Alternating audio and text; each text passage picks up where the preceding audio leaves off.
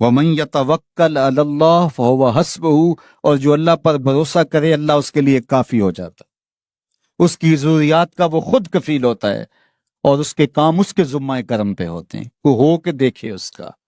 تو جو اللہ سے ڈرے اللہ اس کے لیے راستے بناتا ہے۔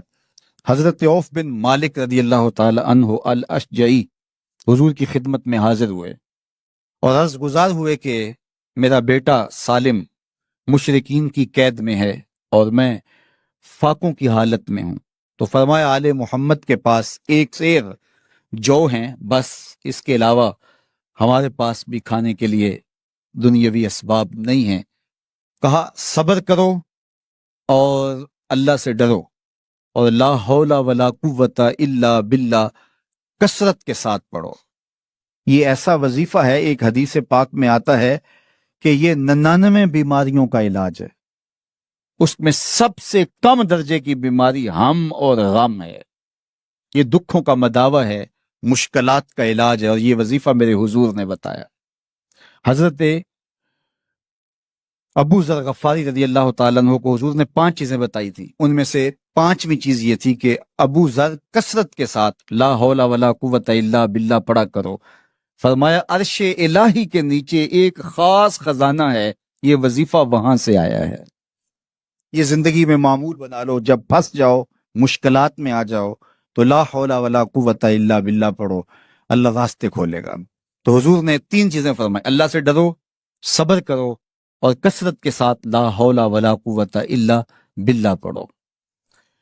وہ فرماتے ہیں کہ میں یہ عمل شروع کیا، ابھی گھر میں بیٹھا ہی تھا کہ دروازے پہ دستک ہوئی، تو میں اٹھا کہ دروازہ کھولوں دیکھوں کہ کون ہے، تو دروازہ کھولا، دیکھا میرا بیٹا کھڑا ہے اور اس کے پیچھے 100 اونٹ کھڑے ہیں۔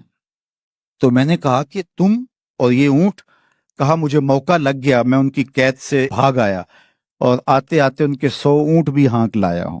وَيَرْزُقْهُ مِنْ حَيْثُ لَا يَحْتَسِبُ، وہ تمہیں وہاں سے رزق دے گا جہاں سے تمہیں گمان بھی نہیں، اس کے ہو کے تو دیکھو۔ اللہ اکبر، اللہ کے ہو جاؤ تو پھر وہ تمہاری ضرورتوں کا کفیل ہو جائے گا۔ فرمایا حضرت عبداللہ ابن مسعود رضی اللہ تعالیٰ عنہ نے کہ کسی شخص کو فقر و فاقہ آ جائے تو وہ لوگوں کو بتائے کہ میں آج کل بڑے مشکل حالات میں ہوں، ہر وقت لوگوں کو بتاتا رہے تو اس کی مشکل بڑھے گی، اس کی مشکلیں آسان نہیں ہوں گی اس طرح۔ اور اگر وہ اپنی اس مشکل کو کسی سے شیئر نہ کرے بلکہ مصلی بچھا کے اپنے رب سے کہے کہ مالک فقر و فاقہ آ گیا ہے اور اس کا علاج تیرے پاس ہے، اس مرض کا مداوع تیرے پاس ہے۔ تو حضرت عبداللہ ابن مسعود فرماتے ہیں کہ رسول کریم نے فرمایا جلد یا بدیر اللہ اس کو مالا مال فرما دے۔ یہ بھی کبھی کر کے دیکھو، مشکل آ جائے، فاقہ آ جائے، مصیبت آ جائے، کسی سے نہ کہو، صرف اپنے رب سے کہو، پھر دیکھنا اس کی کرم نوازیوں کا می کیسے برستا ہے۔ فرمایا اللہ پر بھروسہ کرنے کا جو حق ہے اگر وہ تم ادا کر دو، وہ تمہیں ایسے رزق عطا کرے جیسے پرندوں کو عطا کرتا ہے۔ ہم تو دکان پہ جانا ہوتا ہے، فیکٹری میں جانا ہوتا ہے، ہم اپنے کاروبار پہ جانا ہوتا ہے، نوکری پہ جانا ہوتا ہے، مزدوری پہ جانا ہوتا ہے، ہمیں پتہ ہے کہاں آج صبح جانا ہے، لیکن پرندوں کو کوئی پتہ نہیں ہوتا کہاں جانا ہے، راس المال بھی نہیں ہوتا، لیکن صبح نکلتے ہیں، شام کو کبھی بھی خالی پیٹ نہیں آئے۔ بن توکل پنچھی اڑ دے، خرچ نہ پلے زیرا ہو۔ گھر سے خالی پیٹ نکلتے ہیں، جب واپس آتے ہیں تو پیٹ بھرے ہوئے ہوتے ہیں، اور پھر جو ان کی ضرورت ہوتی ہے اللہ وہ ساری ضرورتیں پوری کرتا ہے، جو جو ضرورت ان کی ہوتی ہے۔ یہ شیر کتنا گوشت کھاتا ہے اللہ روز اسے دیتا ہے، یہ ہنس روزانہ سچے موتی کھاتے ہیں، اور آپ مارکیٹ میں لینے جائیں لاکھوں روپے لگا کے تولے ماشے کے حساب سے آپ خریدتے ہیں، پھر بھی آپ کو یقین نہیں ہوتا کہ یہ سچے ہیں یا 2 نمبر ہیں۔ اور ہنس دنیا پہ کروڑوں جانور پائے جاتے ہیں، روز کھاتے ہیں، صبح بھی، شام بھی، دوپہر بھی، پیٹ بھر کے کھاتے ہیں، اللہ روز انہیں عطا کر۔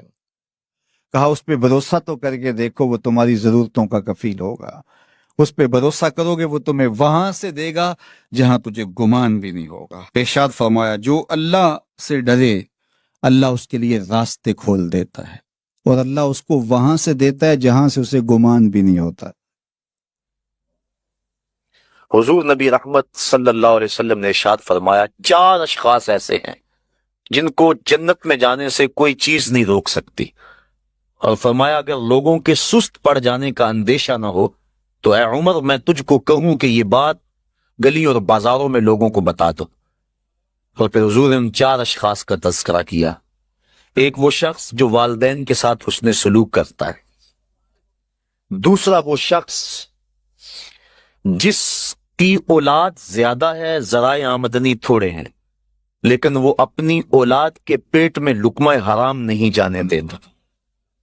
جب ذرائع آمدنی زیادہ ہو اور پھر حرام سے بچنا، یہ بھی بہت بڑی سعادت ہے، لیکن جب ذرائع آمدنی بھی تھوڑے ہوں اور اولاد بھی زیادہ ہو تو پھر حرام سے بچنا یہ بڑا مشکل اور آزمائش کا مرحلہ ہوتا ہے۔ تو جو اس موقع میں رزق حرام سے بچا، قیامت کے دن حضور کے فرمان کے مطابق جنت میں جانے سے اسے کوئی شے نہیں روک سکتا۔ اور ہم صحابہ کی زندگیاں دیکھتے ہیں، فجر کی نماز ہوتی ہے، ایک صحابی جلدی سے اٹھ کے چلے جاتے ہیں۔ ایک دن آقا کریم نے پوچھا کہ ابو درداء کیا بات ہے؟ تو حضرت ابو درداء نے عرض کی حضور آپ جانتے ہیں آج کل مدینے میں کھجوریں پکنے کا موسم ہے، اور سحری کے وقت ٹھنڈی ہوائیں مدینے کی سرزمین کو سلام کرنے بھی آتی۔ میرے ہمسائے کے صحن میں ایک اونچا لمبا درخت ہے کھجور کا، جس کا جھکاؤ میرے گھر کی سمت ہے، اور جب ہوا چلتی ہے تو اس سے کھجوریں ٹوٹ کے میرے ویڑے میں گر پڑتی ہیں۔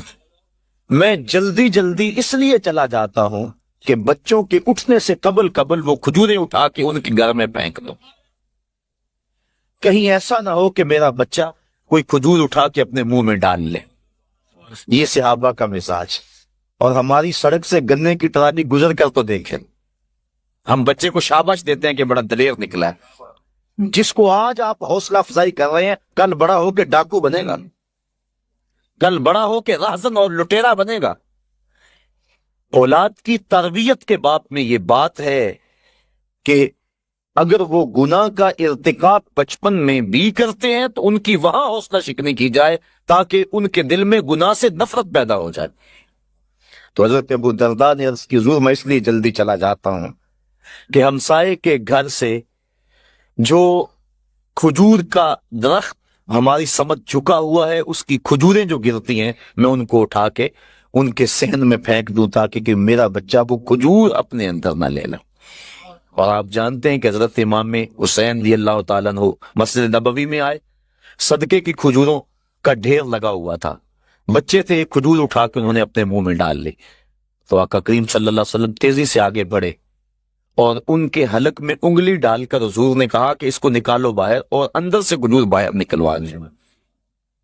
میں اور آپ اپنے رزق پر اگر غور کر لیں اور اپنے رزق کی حلت کا سامان کر لیں تو عبادت کی لذت نصیب ہو جائے۔ تیسرا وہ شخص کہ جس نے ایسی سچی توبہ کی کہ دوبارہ گناہ کی طرف جانا اتنا مشکل ہے جس طرح تھن سے نکلا ہوا دودھ دوبارہ اندر نہیں جا سکتا۔